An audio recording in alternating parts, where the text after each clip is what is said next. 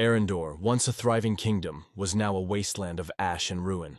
In its heart, amidst crumbling temples and overgrown streets, Kael, a clever young thief, stumbled upon an ancient scroll buried beneath the rubble. The scroll glowed faintly as he unrolled it, revealing cryptic words. He who wears the shattered crown shall hold the fate of the world in his hands, light or shadow, glory or ruin.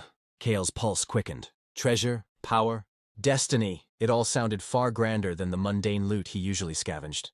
He brought the scroll to Lira, a mage in training and his closest ally.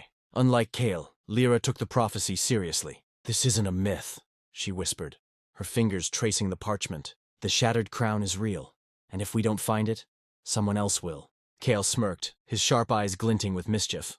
"Then let's find it first." The scroll revealed that the crown lay hidden in the Blackspire Mountains, its location guarded by the spectral remains of Eryndor's last king and his army. The crown's power was a double-edged sword. It could rebuild the shattered realm or plunge it into eternal darkness. As the two prepared for their journey, whispers of their discovery spread faster than they realized. From the shadowed corners of a distant forest, a figure cloaked in black listened intently, its crimson eyes burned with purpose. "The crown awakens," the figure murmured, its voice cold and sharp. "And so shall I." Kael and Lira, unaware of the danger stalking them, set out at dawn. The road to the Blackspire Mountains was treacherous, but they carried hope, or in Kael's case, curiosity, and the belief that their journey could change everything. The journey to the Blackspire Mountains was grueling. Each step brought Kael and Lira closer to the unknown, the air growing colder as they climbed the treacherous paths. The mountains loomed like silent sentinels, their peaks shrouded in an eternal mist. By the third day, they reached a plateau where the remains of an ancient throne room lay, its stones cracked and covered in frost. At the center of the ruins, atop a shattered throne, rested the shattered crown, its jagged edges glowing faintly with a pulsating light. As they stepped forward, the air thickened, and a chilling voice echoed through the ruins. "Who dares disturb the crown of kings?" A wraith emerged from the shadows, its form towering and draped in tattered royal robes. In its skeletal hand it held a dark, spectral blade that seemed to drink the light around it. Kael froze, his bravado wavering. "Lira, what now?" he whispered. Lira stepped forward, her staff glowing as she drew upon her magic. "We've come to claim the crown. The prophecy calls for it." The wraith's hollow eyes flickered with ancient fury. "To claim the crown is to face your fears, prove your worth, or perish." Without warning, the wraith lunged, its blade slicing through the air with a howl. Lira cast a barrier of light, but the force of the attack sent her staggering.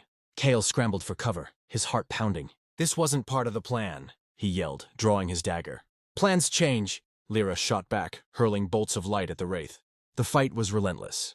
The wraith moved with unnatural speed, its strikes driven by centuries of wrath. Kael watched, his mind racing. Fighting wouldn't win this battle. The wraith had said to face their fears.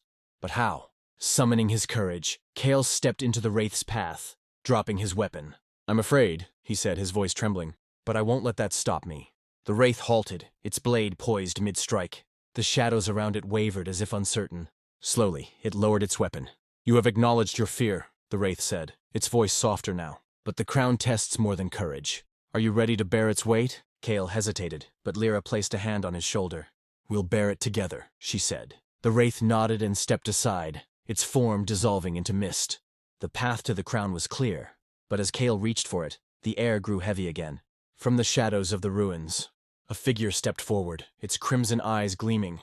"You've come far," it said, its voice dripping with menace, "but the crown belongs to me." The figure stepped into the pale light, revealing itself as Thalor, a disgraced knight of Eryndor turned to darkness. His crimson eyes gleamed with malice as he surveyed Kael and Lira. "You've done well to reach this far," Thalor sneered, his voice echoing through the ruins. "But the crown is not for the likes of you. Its power belongs to me." Thalor unsheathed a blade crackling with dark energy and lunged. Lira quickly cast a barrier, deflecting his strike, but the force of the impact shattered her magic like glass. Kael dodged, scrambling to his feet as Thalor advanced. "This isn't your fight!" Kael shouted, gripping the crown tightly. "It's the only fight that matters," Thalor hissed. "The crown chooses strength, and you are unworthy." Lira countered with a surge of light, forcing Thalor to retreat momentarily. She turned to Kael, her voice urgent. "You have to decide now. The crown's power will overwhelm us all if left unchecked." Kael looked down at the jagged crown in his hands. It pulsed with ancient energy, whispering promises of power and glory but also of ruin. Visions flooded his mind, Eryndor thriving under his rule, or crumbling into endless darkness. "Kael!" Lira yelled, breaking his trance. Thalor charged again, this time faster, his blade aimed at Kael's chest. Without thinking, Kael placed the crown on his head. The world exploded in light and shadow.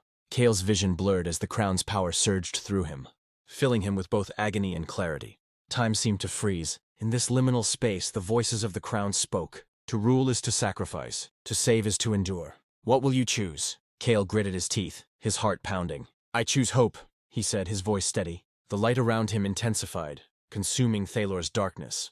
The fallen knight screamed, his form disintegrating into nothingness as the shadows were banished. When the light faded, the ruins were still. Kael stood, the crown glowing faintly on his head. He removed it, feeling its weight lessened, and looked at Lira. It's over, he said softly. Lira approached, smiling despite her exhaustion. Not over, just beginning. Together, they descended the mountain, carrying the crown back to Eryndor. With its power sealed and balance restored, they vowed to rebuild their shattered world, one step at a time.